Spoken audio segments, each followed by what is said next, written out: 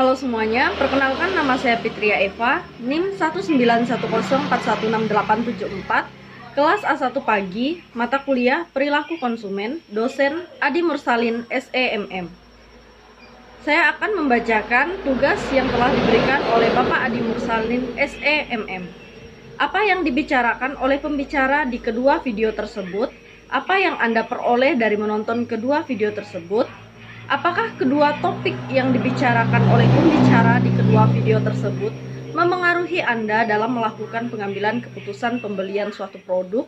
Coba Anda berikan contoh produk yang Anda beli yang dipengaruhi oleh faktor-faktor yang dijelaskan oleh pembicara di kedua video tersebut. Video pertama menjelaskan mengenai faktor-faktor yang mempengaruhi keputusan pembelian. Setiap pembelian konsumen tercipta karena adanya needs atau kebutuhan, keperluan atau wants, keinginan atau campuran keduanya.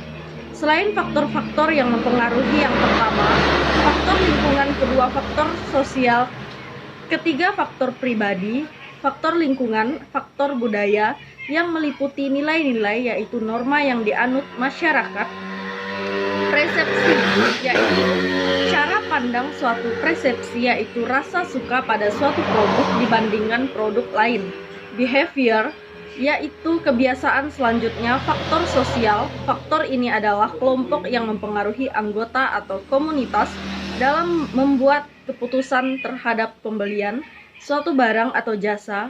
Keluarga. Faktor ini adalah juga penting mempengaruhi bagi seseorang dalam memilih suatu barang atau jasa.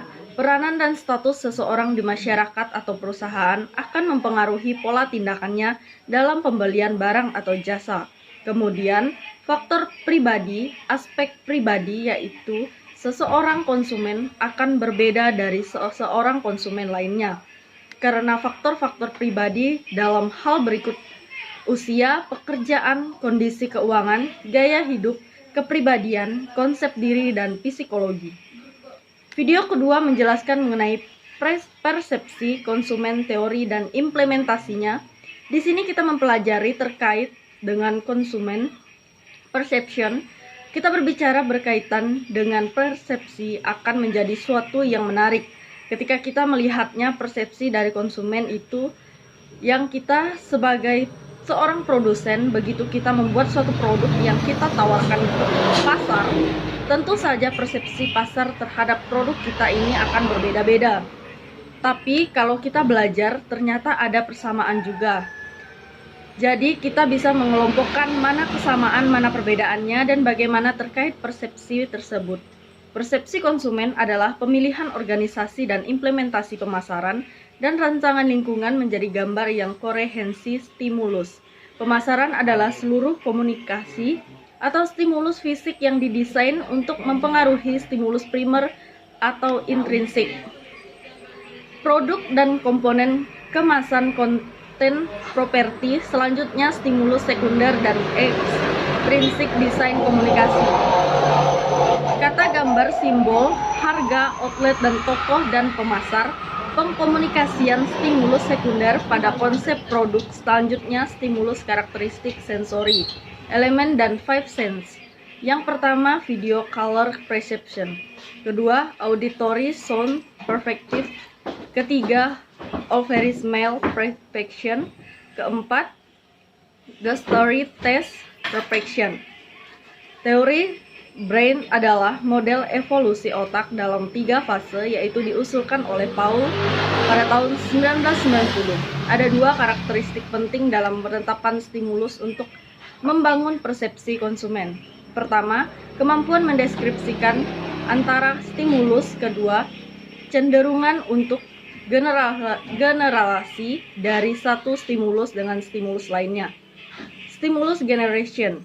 Pertama, generasi akan menyederhanakan brand evaluasi. Kedua, konsumen tidak perlu membuat penilaian terpisah pada setiap stimulus. Ketiga, brand loyalty merupakan generasi stimulus berbeda, pengalaman positif di masa lalu. Keempat, brand merupakan kelanjutan dari aplikasi family branding. Kita mempelajari konsep dasar perilaku konsumen dan memahami perilaku konsumen dari perspektif manajemen. Dengan topik persepsi konsumen atau consumer perception. Persepsi konsumen atau consumer perception adalah pandangan atau interpretasi konsumen tentang suatu di sekitar mereka, mungkin terkait dengan produk, layanan, keuangan pribadi, pekerjaan atau ekonomi. Pandangan konsumen dibentuk melalui pengalaman langsung, iklan, influencer di sekitarnya. Manfaat yang bisa diraih dalam customer perception adalah memperkaya nilai merek dan menghadirkan lebih banyak kemungkinan menarik untuk kemajuan bisnis. Peluang untuk memperbaiki kualitas produk dan layanan akan meningkat. Contoh produk yang dibeli yang dipengaruhi faktor di atas adalah membeli handphone atau HP. HP adalah barang pribadi, jadi HP termasuk barang pribadi dan menggunakan faktor pribadi. Sekian bacaan yang dapat saya sampaikan. Saya ucapkan terima kasih.